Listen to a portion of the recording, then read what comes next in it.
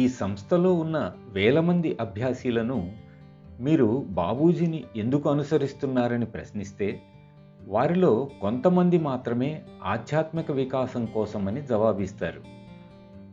అసలు నిజమైన అభ్యాసి ఆయన దగ్గరకు ఆధ్యాత్మిక వికాసం కోసం వెళ్ళడు.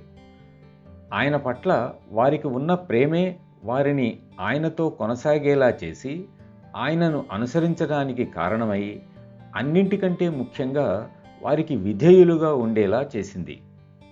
అనుసరించటం, విధేయులుగా ఉండటం ఒకటి కాదు.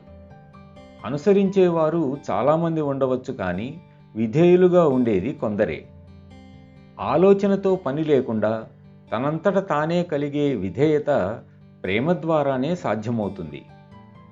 ప్రేమ ఎన్నడూ ఆశించదు, అది ఇస్తుంది.